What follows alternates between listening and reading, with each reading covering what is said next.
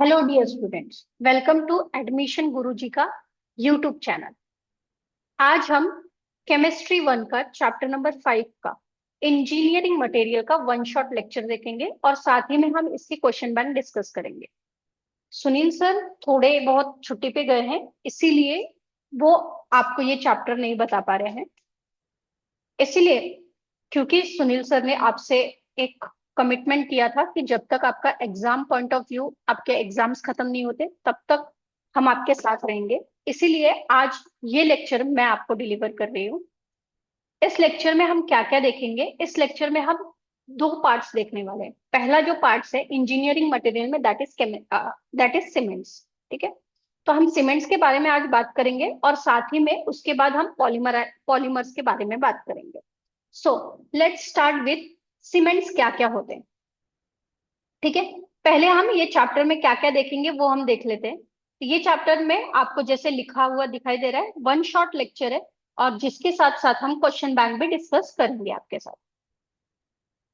इस चैप्टर में पहले तो क्वेश्चन बैंक देख लेते हैं। तो क्वेश्चन बैंक में ये इससे 3 क्वेश्चंस आपके एग्जाम में आ सकते हैं। यहाँ पे कोई भी सम्स नहीं बनता है, बिकॉज ये चैप्टर में कोई भी सम्स नहीं है। ये चैप्टर एक थियोरी चैप्टर है। इसके टोटल 12 मार्क्स बनते हैं। मतलब अगर ये चैप्टर आप थियोरेटिकली अच्छे से पढ़ोगे तो आपको टोटल 12 मार्क्स मिल सकते हैं अच्छे से। ठीक है, इसमें क्या क्या क्वेश्चंस कब कब पूछे गए हैं वो देख लेते हैं हम। पहले पूछा गया है right a note on Portland cement. Portland cement क्या होता है इसके बारे में आपको बताना है। ये फेब 25 और 6 मार्क्स के लिए आपको पूछा गया है। उसके बाद जो क्वेश्चन है that is explain the suitable example any two types of polymerization. तो पॉलीमराइजेशन के कोई भी दो टाइप्स आपसे पूछे गए हैं विद सुटेबल एग्जाम्पल। ये भी आपको फेब 25 में 6 मार्क्स के लिए पूछा गया था। उसके बाद जो थर्ड क्वेश्चन पूछा गया है that is discuss synthesis of urea formaldehyde resin. ये एक पॉलीमर होता है, ये कैसे बनता है, इसकी क्या क्या प्रॉपर्टीज होती है और ये कहाँ पे यूज किया जाता है, ये पूरा पार्ट्स आपको पूछा गया है। ये भी 6 मार्क्स के लिए पूछा गया है और ये 2 बार पूछा गया है। तो थोड़ा सा ये एग्जाम पॉइंट ऑफ व्यू आपके क्या हो जाता है, आपके एग्जाम पॉइंट ऑफ व्यू से ये थोड़ा इंपॉर्टेंट हो सकता है। तो ये आपके लिए थोड़ा सा इंपॉर्टेंट है। ठीक है, फिर आपको ये आपको देख पा रहे हो आप कि ये फेब में 25 में पूछा गया है 6 मार्क्स के लिए और साथ ही में जुलाई 25 में पूछा गया है। ये थोड़ा सा मिस्टेक हो गया है, पर ये जुलाई 25 में पूछा गया है 6 मार्क्स के लिए। फिर आपको पूछा गया है व्हाट इज प्लास्टिक। प्लास्टिक क्या होते हैं, प्लास्टिक किन किन चीजों से बना होता है, ये पार्ट्स आपसे पूछा गया है। ये कब पूछा है, जुलाई 25 में पूछा है। कितने मार्क्स के लिए, तो 6 मार्क्स के लिए। उसके बाद जो लास्ट क्वेश्चन यहाँ पे पूछा गया है that is discuss the chemical property of Portland cement. तो आपको देखने में आ रहा है कि पोर्टलैंड सीमेंट जो है ये 2 बार आपको पूछा गया है। एक फेब 25 6 मार्क्स के लिए और दूसरा जुलाई 25 6 मार्क्स के लिए। ठीक है, तो ये आपके एग्जाम पॉइंट ऑफ व्यू से आपके लिए थोड़ा इंपॉर्टेंट बन जाएगा। अब हम देख लेते हैं इसके आंसर्स आपको कैसे मिलेंगे। आपको हर एक चीज हमारे यूट्यूब चैनल पे मिलेगा और जो हम आपको नोट्स प्रोवाइड करेंगे उसमें ये सारी चीजें आपको मिलेंगी। तो आपको कोई भी टेंशन लेने की जरूरत नहीं है। जब तक आपका एग्जाम खत्म नहीं होगा तब तक हम आपको हर एक कंटेंट देते रहेंगे आपके एग्जाम वाइज। ठीक है, बस आपका सपोर्ट हमें मिलना चाहिए। अभी तक आपने जितना भी सपोर्ट दिया है वो कमेंडेबल है, उसके लिए बहुत थैंक यू है आपका। इसके साथ आगे भी आप ऐसे ही हमें सपोर्ट देते रहिए।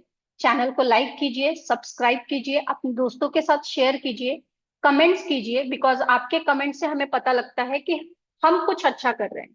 तो आपके कमेंट्स हमें मोटिवेट करते हैं, आपके लाइक्स हमें मोटिवेट करते हैं, आपका सब्सक्राइब करना हमें मोटिवेशन देता है कि हम आपके लिए अच्छे अच्छे वीडियोस और ऐसे ही यूजफुल वीडियोस लाते रहें। अब हम देखते हैं कि इसके आंसर्स कौन कौन से हैं। ठीक है, तो पहला जो आंसर है दैट इज सीमेंट। ठीक है, सीमेंट क्या होता है वो पार्ट हम देखते हैं यहाँ पे। Cement cement is a powdered binding material होता है जो पानी के साथ और बहुत सारी चीजों के साथ हम क्या करते हैं, मिक्स करते हैं। मिक्स करके हम क्या करते हैं, एक पेस्ट बनाते हैं जो यूज किया जाता है एज बाइंडर। ठीक है, फिर उसके कैरेक्टरिस्टिक्स क्या क्या है वो हमने देखा है यहाँ पे। एक्ट करता है एज बाइंडर की तरह, हार्ड हो जाता है एयर और अंडर वाटर के प्रेजेंस में, स्ट्रेंथ और ड्यूरेबिलिटी प्रोवाइड करता है। और कैसे प्रोड्यूस होता है ये भी हमने देखा है कि प्रोड्यूस कैसे किया जाता है। लाइमस्टोन को जब आप हीट करोगे और क्ले को जब क्ले जब बहुत ज्यादा हीट हो जाएंगे तो उससे एक सब्सटेंस बनता है, और वो सब्सटेंस को हम क्या करते हैं, जिप्सम के साथ मिक्स करते हैं, तो उससे हमारा क्या बन जाता है, सीमेंट बन जाता है। उसके बाद पोर्टलैंड सीमेंट क्या होता है, क्योंकि ये क्वेश्चन आपसे पूछा भी गया है तो आप देख लोगे। पोर्टलैंड सीमेंट क्या होता है, इसके आप डेफिनेशन दोगे, ये कैसे मैन्युफैक्चर किया जाता है ये भी आप देखोगे। उसके बाद इसकी प्रॉपर्टीज क्या क्या होती है वो आप देख लोगे। पोर्टलैंड सीमेंट के कॉन्स्टिट्यूएंट क्या क्या होते हैं, मतलब किन किन चीजों से मिल के पोर्टलैंड सीमेंट बनता है वो आप देखोगे। जैसे ये लाइम से बनता है, इसमें सिलिका होता है, एल्यूमिनियम होता है, आयरन ऑक्साइड होता है, मैग्नीशियम होता है, सल्फर ट्राइऑक्साइड होता है, अल्कलाइन होता है, ये सारी चीजें आप वहां पे बताओगे। ठीक है। फिर ये आपका बोग्यूस कंपाउंड्स क्या क्या प्रेजेंट होते हैं वो यहाँ पे दिया गया है, इसमें ये भी सारे पार्ट्स प्रेजेंट होते हैं। उसके बाद जिप्सम क्या होते हैं। जिप्सम एक नेचुरली अकरिंग मिनरल कंपाउंड्स है जो कैल्शियम सल्फाइड के डिहाइड्रेशन की वजह से बनता है। इसकी प्रॉपर्टीज क्या क्या है वो आपको दिया गया है। उसके बाद plaster of Paris that is POP, जिसे हम पीओपी भी बोलते हैं। पीओपी क्या है, कैसे हीट किया, कैसे बनता है। जब आप क्या करोगे, जिप्सम को हीट करोगे तो उससे बहुत सारे वाटर क्या हो जाएंगे, निकल जाएंगे। तो निकलने के बाद जो कंपोनेंट आपको मिलेगा वो आपका क्या होता है, वो होता है आपका प्लास्टर ऑफ पेरिस। ठीक है। फिर केमिकल फॉर्मूलाज इसके क्या क्या है, जैसे इसमें क्या क्या प्रेजेंट है, calcium sulphide, hemi hydrides present है इसमें। उसके बाद इसको कैसे प्रिपेयर किया जाता है वो भी आपको बताया हुआ है। फिर उसके बाद इसकी फिजिकल प्रॉपर्टीज क्या क्या है, जैसे ये फाइन होता है, फिजिकली ये कैसे होते हैं, लाइट वेटेड होते हैं, जल्दी से सेट हो जाते हैं। ठीक है। लो थर्मल कंडक्टिविटी होती है इसकी। उसके बाद आपको पूछा है दैट इज केमिकल प्रॉपर्टीज क्या क्या होती है, तो आप प्रॉपर्टीज जहाँ पे पूछा है आपको वो सारी चीजें आप यहाँ पे लिख दोगे। उसके बाद वो सेटिंग के कैरेक्टरिस्टिक्स इसमें क्या क्या प्रेजेंट है ये सारी चीजें आप बताओगे। फिर कहाँ कहाँ पे यूज किया जाता है, तो कंस्ट्रक्शन में, मेडिकल में भी यूज किया जाता है, ये आप सारी चीजें बता सकते हो। आर्ट वर्क में भी यूज किया जाता है, फिर इंडस्ट्रियल में भी यूज किया जाता है। फिर नेक्स्ट जो पार्ट होता है दैट इज पॉलीमर्स। ठीक है। तो पॉलीमर्स अगर आपको पूछा कि व्हाट इज पॉलीमर्स या डिफाइन पॉलीमर्स, ऐसा भी अगर आपको पूछ दिया with two example explain polymers, तो आप ये सारे पॉइंट्स वहां पे लिख सकते हो और कुछ एग्जाम्पल्स आप दे सकते हो। तो हायर पॉलीमर्स क्या होते हैं, ये बहुत लार्ज मॉलिक्यूल्स होते हैं जो छोटे छोटे मोनोमर्स से मिलके एक बड़ा मॉलिक्यूल्स बनते हैं। ठीक है। इसमें जो मॉलिक्यूलर वेट होता है वो बहुत ज्यादा होता है क्योंकि इसमें बहुत सारे मोनोमर्स प्रेजेंट होते हैं। तो लार्ज यूनिट्स बने होते हैं, 10,000 या उससे ज्यादा के हायर पॉलीमर्स बनते हैं। फिर नेचुरली कौन कौन से पॉलीमर्स है और सिंथेटिक कौन कौन से पॉलीमर्स हम बनाते हैं वो सारा यहाँ पे दिया हुआ है। फिर पॉलीमराइजेशन एक प्रोसेस होता है, ये यहाँ पे बताया हुआ है कैसे बनता है, वो आपको दिया है कि इथाइलिन से हम पॉलीइथाइलिन बनाते हैं। फिर टाइप्स ऑफ पॉलीमर्स है, एडिशन पॉलीमर्स है, जिसमें क्या होता है, दो मोनोमर्स एक दूसरे के साथ बाइंड होते हैं, बाइंड होके वो नया एक कंपाउंड्स बनाते हैं। तो यहाँ पे अनसैचुरेटेड जो मोनोमर्स होते हैं, अनसैचुरेटेड मतलब जिनमें क्या प्रेजेंट होता है, डबल बॉन्ड प्रेजेंट होता है, तो वो रिएक्ट करते हैं। लेकिन याद रखना, हाँ, एडिशन पॉलीमराइजेशन में कोई भी स्मॉल मॉलिक्यूल्स का लॉस्ट नहीं होता, तो ये चीजें आप वहां पे मेंशन करोगे अगर ऐसा कुछ आपको पूछ दिया तो। ठीक है। फिर रिएक्शन 3 स्टेप में होता है, ये आपको बताया गया है। यहाँ पे रैपिड रेट होता है पॉलीमर के फॉर्मेशन का, एग्जाम्पल आपको दिया है, पॉलीइथाइलिन है, पीवीसी है, पॉलीस्टाइरीन है, ये सारी चीजें आप देख लोगे। फिर कंडेंसेशन पॉलीमराइजेशन जिसे हम स्टेप ग्रोथ पॉलीमराइजेशन बोलते हैं, ये कैसे बनता है, तो याद रखना, अगर आपको एडिशन पॉलीमराइजेशन या कंडेंसेशन पॉलीमराइजेशन में डिफरेंस अगर पूछ दिया तो आप मेन पॉइंट क्या लिख सकते हो, मेन पॉइंट लिख सकते हो कि एडिशन पॉलीमराइजेशन में जो जो मॉलिक्यूल्स या जो पॉलीमर बनता है वहां पे कोई भी एलिमिनेशन नहीं होता स्मॉल मॉलिक्यूल का, लेकिन कंडेंसेशन में होता है। ठीक है। और इस यहाँ पे जो रेट ऑफ रिएक्शन होता है वो स्लो होता है, वहां पे हाई होता है। ठीक है, फिर आप और क्या लिख सकते हो, ये polymer step by step growth करते हैं और वहां पे रैपिड ग्रोथ होता है। एग्जाम्पल में इसके एग्जाम्पल्स आप दे सकते हो, जैसे नाइलॉन है, पॉलिस्टर है, बेकलाइट है, ये सारे एग्जाम्पल्स आप दे सकते हो। फिर है थर्मोप्लास्टिक और थर्मोसेटिंग्स, ये भी पॉलीमर्स होते हैं। थर्मोप्लास्टिक की डेफिनेशन दिया गया है कि इसको आप गर्म करोगे तो ये सॉफ्ट हो जाएगा, और कूल करोगे तो ये हार्ड हो जाएगा, और आप ये फॉर्मेशन या ये प्रोसेस आप रिपीटेडली कर सकते हो। लेकिन थर्मो सेटिंग्स में क्या होता है, थर्मो सेटिंग्स में मेन डिफरेंस यही होता है कि थर्मो सेटिंग्स एक बार आप गर्म कर दिए तो वो हार्ड बन जाएगा, उसके बाद आप वापस से उसको वापस से आप उसको डीमोल्ड या नया फॉर्म नहीं कर सकते। फिर टेम्परेचर का इफेक्ट, ये मेल्ट कर देता है और रीशेप कर सकता है बहुत टाइम, लेकिन ये एक बार ही होता है। फिर स्ट्रक्चर, इसमें लीनियर चेन प्रेजेंट होते हैं, यहाँ पे क्रॉस चेन प्रेजेंट होता है, इसी के वजह से ये हार्ड हो जाता है और बार बार आप इसे गर्म नहीं कर सकते। रिसाइकल, तो ये रिसाइकलेबल है, ये रिसाइकलेबल नहीं है। हार्डनेस में ये सॉफ्ट और फ्लेक्सिबल होता है और ये थोड़ा रिजिड होता है। ठीक है, सॉल्युबिलिटी, ये सॉल्वेंट में, सूटेबल सॉल्वेंट में सॉल्युबलाइज्ड है और ये इनसॉल्युबलाइज्ड है। फिर फ्यूजन्स दिया गया है कि ये फ्यूजेबल है और ये इनफ्यूजेबल है। मोल्डिंग में आप इसे इजीली मोल्ड कर सकते हो, इसे आप नहीं कर सकते। इसकी लो हीट रेजिस्टेंस होती है, इसकी हाई हीट रेजिस्टेंस होती है। फिर एग्जाम्पल दिया है, इसमें पॉलीथाइलीन है, पीवीसी है, पॉलिस्टर है, नाइलॉन है, यहाँ पे बेकेलाइट, इपॉक्सी, ये सारी चीजें दी गई है। तो अगर आपको डिफरेंस बिटवीन पूछ दिया तो वहां पे भी आप लिख सकते हो, या फिर ऐसे कोई प्रॉपर्टीज पूछ दी, जैसे पॉलीमराइजेशन की प्रॉपर्टीज पूछी, तो ये दोनों के बीच में कंपैरिजन करके आप पॉलीमराइजेशन की प्रॉपर्टी बता सकते हो। फिर ये दोनों के एग्जाम्पल्स आपको दिए हुए हैं, थर्मोप्लास्टिक्स क्या होते हैं, थर्मोसेटिंग्स क्या होते हैं, ये आपको दिया गया है। फिर हम कंस्टिट्यूशन ऑफ प्लास्टिक्स देख लेते हैं, क्योंकि ये आपको एक बार पूछा भी गया है। तो प्लास्टिक सिर्फ पॉलीमर से नहीं बना होता है, इसमें बहुत सारी चीजें लगी हुई होती है, जैसे बेस रेजिन्स होता है, कुछ एडिक्टिव प्रेजेंट होते हैं, जो क्या करते हैं उसके स्ट्रेंथ को, फ्लेक्सिबिलिटी, ड्यूरेशन, ड्यूरेबिलिटी, ये सारी चीजों को वो क्या करते हैं, इम्प्रूव करते हैं। तो इसमें रेजिन्स यानी बेस मटेरियल्स क्या क्या होते हैं, किस लिए लगा है, उसके एग्जाम्पल्स क्या हैं, फिलर्स क्या होते हैं, क्यों यूज किया गया है, पर्पस क्या है, एग्जाम्पल्स क्या होते हैं, प्लास्टिसाइड्स क्या होते हैं, ये सारी चीजें आपको दी गई है। उसके बाद कैटालिस्ट क्या होते हैं, वो क्या काम करते हैं, इसके कैटालिस्ट के एग्जाम्पल क्या है, लुब्रिकेंट्स क्या होते हैं, वो किस काम में आते हैं, उनके क्या क्या एग्जाम्पल है, ये सारी चीजें आपको दी गई है। फिर स्टेबलाइजर्स, एंटीऑक्साइड्स और फ्लेम रिटार्डेंट्स, ये सारी चीजें आपको दी गई है।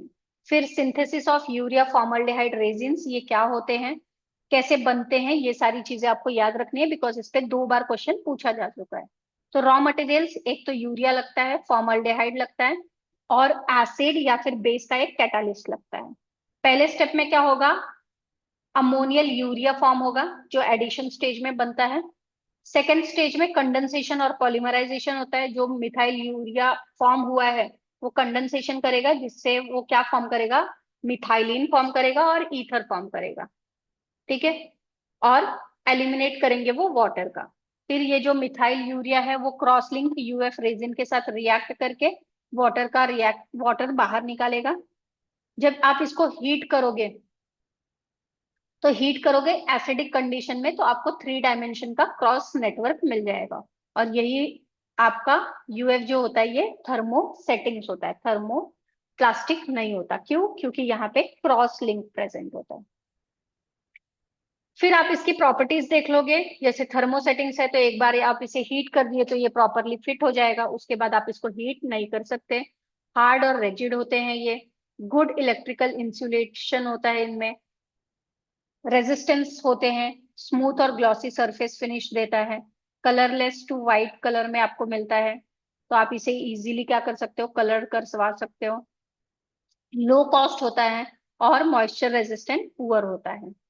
फिर कहाँ कहाँ पे यूज किया जाता है, इलेक्ट्रिकल अप्लायंसेस में, switch, socket, plugs, electrical fittings में यूज किया जाता है, एडहेसिव में यूज किया जाता है, जैसे प्लाईवुड में, पार्टिकल्स बोर्ड में, वहां सब में ये यूज किया जाता है। डोमेस्टिक और डेकोरेटिव आइटम्स में भी यूज किया जाता है। फिर नेक्स्ट है नेचुरल रबर। अभी तक पूछा नहीं गया है, पर मे भी इस साल या अगले साल ये पूछा जा सकता है। तो थोड़ा सा एग्जाम पॉइंट ऑफ व्यू थोड़ा ये भी इम्पोर्टेंट पार्ट बनता है। नेचुरल रबर क्या होते हैं, ये कहाँ से मिलते हैं, ठीक है, किस ट्री से मिलते हैं, वो थोड़ा सा देख लेना आप। ये एक natural important form of natural polymer है जो हम इंजीनियरिंग में बहुत ज्यादा यूज करते हैं। फिर कहाँ कहाँ से यूज किया, इसको यूज निकाला जाता है वो दिया गया है। लेटेक्स को हम कलेक्ट करते हैं, ठीक है। कैसे लेटेक्स को हम कनेक्ट करते हैं वो एक बार देख लेते हैं। ये देखो, हम क्या करते हैं, ट्रीज में बहुत सारे इंसेशंस करते हैं। इंसेशंस मतलब वहां पे बहुत सारे हम पार्ट्स को कट करते हैं, जिससे क्या होता है, धीरे धीरे वो लिक्विड जो है वो आपको मिलते रहता है, ठीक है। फिर लेटेक्स को कोएगुलेट होने देते हैं। फिर वो कोएगुलेटेड रबर को हम क्या करते हैं, वॉश करते हैं, रोल करते हैं, और उससे हमें रॉ रबर मिल जाता है। फिर केमिकल नेचर अगर इसका हम देखें तो नेचुरल रबर जो होता है ये पॉलीमर है। इसका जो मोनोमर है वो आइसोप्रीन है। पॉलीमर का स्ट्रक्चर क्या है, सिस 1,4 पॉली आइसोप्रीन है, यहाँ पे उसके आपको स्ट्रक्चर दिए हुए हैं। उसके बाद इसका यूज कहाँ कहाँ पे होता है, तो ऑटोमोबाइल्स के टायर्स में यूज किया जाता है, रबर बैंड्स में यूज किया जाता है, फुटवेयर्स के सोल्स में यूज किया जाता है, शूज में, एडेसिव में, ये सारी जगहों पे इसका यूज किया जाता है। और ये लास्ट वाला पार्ट है, that is styrene butadiene rubber. ये क्या होता है, तो ये एक सिंथेटिक रबर है। अभी तक हमने जो देखा वो नेचुरल रबर था, ये सिंथेटिक रबर है जो कैसे फॉर्म होता है, कोपॉलीमराइजेशन से, यानी स्टाइरिन और ब्यूटाडाइन, इस दोनों को जब आप रिएक्ट करवाओगे तो आपको क्या मिलेगा, आपको स्टाइरिन ब्यूटाडाइन रबर मिलेगा, ठीक है। इसको क्यों डेवलप किया गया, क्योंकि ये जो नेचुरल रबर है उससे थोड़ा ज्यादा इसकी मैकेनिकल प्रॉपर्टी थोड़ी ज्यादा अच्छी होती है, ठीक है। अभी इसके रॉ मटेरियल्स क्या क्या है, तो स्टाइरिन और ब्यूटाडाइन ये दो इसके रॉ मटेरियल्स होते हैं। उसके बाद हम इसको कैसे फॉर्म कर सकते हैं वो दिया गया है आपको। जैसे the polymerization is carried out in a aqueous emulsion using, क्या क्या यूज कर सकते हो, सोप या डिटर्जेंट का यूज कर सकते हो। फ्री रेडिकल इनिशिएटर लगेगा आपको, और टेम्परेचर जो होना चाहिए वो 5 से लेके 50 डिग्री के बीच में ही होना चाहिए। अगर इससे ज्यादा या कम हो गया तो आपका फॉर्मेशन नहीं होगा, ठीक है। रिएक्शन कैसे होगा वो हमने दिया हुआ है। ये चेन ग्रोथ होता है, ठीक है। तो पॉलीस्टाइरिन जो है, ये दोनों का क्या होता है, एडिशन पॉलीमराइजेशन होता है। इसमें टिपिकल कंपोनेंट कितने होते हैं, तो 75% ब्यूटाडाइन होता है और 25% स्टाइरीन होता है। जब एक बार ये पॉलीमराइजेशन हो जाएगा तो ये रबर क्या होगा, कोएगुलेट होगा, वॉश्ड किया जाएगा और फिर ड्राई किया जाएगा। फिर इसकी प्रॉपर्टीज हमने दी है, कहाँ कहाँ पे क्या क्या प्रॉपर्टीज है इसकी। गुड रेजिस्टेंट है इसकी, टेंसाइल स्ट्रेंथ बहुत अच्छी होती है, एजनिंग रेजिस्टेंस इसकी अच्छी है नेचुरल रबर से, और इलास्टिकली और ये फ्लेक्सिबल है आपके नेचुरल रबर से ज्यादा, ठीक है। कहाँ कहाँ पे यूज किया जाता है, तो ऑटोमोबाइल्स में यूज किया जाता है। ऑटोमोबाइल्स के जितने भी टायर्स होते हैं वो इसी से बनते हैं। कन्वेयर बेल्ट में यूज किया जाता है, फुटवेयर के सोल्स में, शूज और पाइप्स में, रबर्स, मैट्स, ये सारी चीजों में यूज किया जाता है। तो आज के लेक्चर में हमने जो भी पार्ट्स देखे हैं, होप ये आपको समझ में आएंगे। एग्जाम पॉइंट ऑफ व्यू आज हमने ये पूरा चैप्टर कवर किया है। आपके एग्जाम तक हम आपको ऐसे ही सपोर्ट करते रहेंगे। उस इस सपोर्ट के लिए आपका हमें सपोर्ट बहुत ज्यादा जरूरी है। So do not forget to like, subscribe and share with your friends. हम आने वाले लेक्चर्स में आपको सेकेंड ईयर में भी मदद करेंगे, आपके सेकेंड सेम में भी मदद करेंगे। तो उसके लिए आप हमें सपोर्ट करते रहिए।